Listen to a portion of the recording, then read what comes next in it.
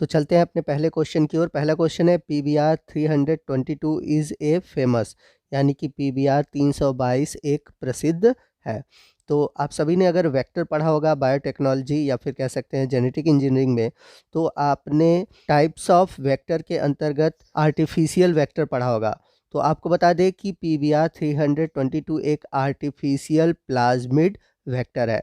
तो इस हिसाब से देखा जाए तो हमारा जो राइट ऑप्शन है ऑप्शन बी है प्लाज्मिड, यानी कि PBR 322 एक प्लाज्मिड वेक्टर है। चलते हैं अगले क्वेश्चन की ओर। अगला क्वेश्चन है which of the following Indian scientist is known as for his research work on DNA finger printing, यानी कि निम्नलिखित में से किस भारतीय वैज्ञानिक को DNA फिंगर प्रिंटिंग पर किए गए अपने शोध के कार्य के लिए जाना जाता है। तो आपको बता दें कि हमारे भारतीय वैज्ञानिक लालजी सिंह, जो कि कुछ साल पहले अभी BHU के कुलपति रह चुके हैं, और लालजी सिंह को ही भारत में DNA फिंगर प्रिंटिंग के शोध के कार्य के लिए जाना जाता है।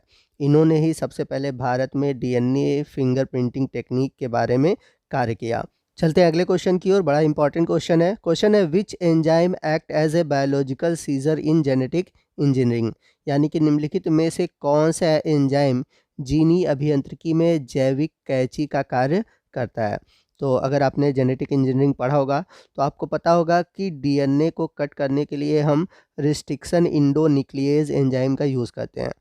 तो इस वजह से रिस्ट्रिक्शन इंडोन्यूक्लियेज एंजाइम को जैविक विज्ञान की कैंची कहा जाता है। तो यहाँ पर आपका जो राइट ऑप्शन है ऑप्शन सी है रिस्ट्रिक्शन इंडोन्यूक्लियेज। अगला क्वेश्चन है the species in which success has been achieve in raising the haploid embryos for the first time is, यानी कि वह जाति जिसमें प्रथम अगुणित भ्रूण उत्पन्न करने में सफलता प्राप्त की गई है। तो आपके ऑप्शन है, पहला ऑप्शन है धतूरा स्ट्रामोनियम, यानी कि धतूरा। दूसरा है कैनाबिस सटाइवा। तीसरा है मोरस अल्बा और चौथा है कैरिका पपाया। तो आपको बता दें कि यहाँ पर जो आपका राइट ऑप्शन है ऑप्शन फर्स्ट है धतूरा। तो धतूरे में सबसे पहले अगुणित भ्रूण उत्पन्न करने में सफलता प्राप्त हुई थी। अगला क्वेश्चन है the technique of DNA finger printing in human was develop for the first time by, यानी कि सबसे पहले जो DNA फिंगर प्रिंटिंग टेक्निक था वह सबसे पहले किसने डेवलप किया था। तो भारत में जैसा कि हमने पढ़ा था कि लालजी सिंह ने डेवलप किया था, वहीं सबसे पहले अगर देखा जाए DNA फिंगर प्रिंटिंग स्टार्ट करने वाले या डेवलप करने वाले वैज्ञानिक थे एलेक्स जेफरी। बड़ा इंपॉर्टेंट क्वेश्चन है, इस क्वेश्चन को याद रखिएगा, इसका आंसर याद रखिएगा कि अगर पूछा जाए DNA फिंगर प्रिंटिंग सबसे पहले किसने डेवलप किया था तो एलेक्स जेफरी ने। भारत का पूछेगा तो लालजी सिंह। चलते हैं अगले क्वेश्चन की ओर। अगला क्वेश्चन भी मोस्ट इंपॉर्टेंट है। क्वेश्चन है transgenic plant are produce by, यानी कि ट्रांसजेनिक पौधे कैसे उत्पन्न किए जाते हैं। तो चाहे आपसे क्वेश्चन में ट्रांसजेनिक प्लांट पूछे चाहे ट्रांसजेनिक एनिमल पूछे, दोनों के आंसर सेम होंगे। ट्रांसजेनिक होता क्या है मैं आपको समझा देता हूँ। जब किसी जीन में या किसी DNA में कोई हम दूसरा DNA ऐड करते हैं, किसी दूसरे जीव का DNA ऐड करते हैं, ठीक है, तो ऐसे DNA को हम ट्रांसजेनिक जीन कहते हैं। और अगर वो किसी पौधों में जाएगा तो ट्रांसजेनिक पौधा, अगर एनिमल में जाएगा तो ट्रांसजेनिक एनिमल। तो कहने का मतलब ये है कि जब कोई जंतु या पौधा किसी दूसरे जीव के जीन को लेता है, यानी कि DNA को लेता है, ऐसे पौधे या जंतु को हम ट्रांसजेनिक कहते हैं। तो इस तरह से देखा जाए तो हमारा जो राइट ऑप्शन है ऑप्शन डी है इंट्रोडक्शन फॉरेन जीन, यानी कि विदेशी जीन को प्रविष्ट कराकर। अगला क्वेश्चन है transgenic animal are those which have, यानी कि ट्रांसजेनिक जानवर वे होते हैं जिनमें। तो इस क्वेश्चन का जो राइट ऑप्शन है वो क्या होगा आप हमें कमेंट करके बताएंगे। आपके ऑप्शन दिए हुए हैं। पहला ऑप्शन है foreign RNA in all its cell, यानी कि समस्त कोशिकाओं में बाह्य RNA का होना, या फिर foreign DNA in some of its cell, यानी कि कुछ कोशिकाओं में बाह्य DNA का होना। थर्ड ऑप्शन है foreign DNA in all of its cell, यानी कि समस्त कोशिकाओं में वह DNA का होना। और लास्ट ऑप्शन है नन ऑफ द एबव, यानी कि उपरोक्त में से कोई भी ऑप्शन सही नहीं है। तो इस क्वेश्चन का क्या आंसर होगा आप हमें कमेंट करके बताएंगे। चलते हैं अगले क्वेश्चन की ओर। क्वेश्चन है production of chemical and pharmaceuticals by genetically engineered plant is called, यानी कि आनुवांशिकी अभियांत्रिकी द्वारा उत्पन्न पौधों से रसायन तथा औषध उत्पाद को कहते हैं। आपके ऑप्शन है, पहला ऑप्शन है मॉलिक्यूलर फार्मिंग, दूसरा है एग्रीकल्चरल फार्मिंग, थर्ड है ऑर्गेनिक फार्मिंग और लास्ट है फार्मेकोलॉजी। तो इस क्वेश्चन का जो राइट ऑप्शन है ऑप्शन डी है फार्मेकोलॉजी। चलते हैं अगले क्वेश्चन की ओर। अगला क्वेश्चन है जो कि बहुत इंपॉर्टेंट है, BT transgenic crop are resistance against, यानी कि जो बीटी फसलें होती हैं वह किसके प्रति प्रतिरोधी होती हैं। आपके ऑप्शन है, पहला ऑप्शन है इंसेक्ट यानी कि कीटों के प्रति, दूसरा है वायरसेस यानी विषाणुओं के प्रति, तीसरा है बैक्टीरिया यानी कि जीवाणुओं के प्रति और लास्ट है फंजाई यानी कि कवकों के प्रति। तो यदि आपने बीटी क्रॉप पढ़ा होगा तो आपको पता होगा कि जो बीटी क्रॉप है यह एक ट्रांसजेनिक प्लांट है, यानी कि यह जीनी अभियांत्रिकी द्वारा तैयार किया गया है।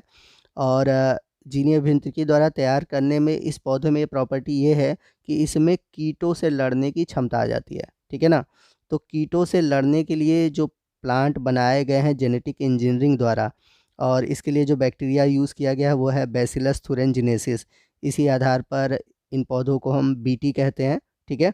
और ये जो बीटी फसलें होती हैं इनमें कीटों से लड़ने की क्षमता होती है। तो आपका जो राइट ऑप्शन यहाँ पर है वो है ऑप्शन ए, कीटों की। चलते हैं अगले क्वेश्चन की ओर। अगला क्वेश्चन भी मोस्ट इंपॉर्टेंट है। क्वेश्चन है ligase enzyme is used for, यानी कि लाइगेज एंजाइम किसके लिए प्रयोग किए जाते हैं।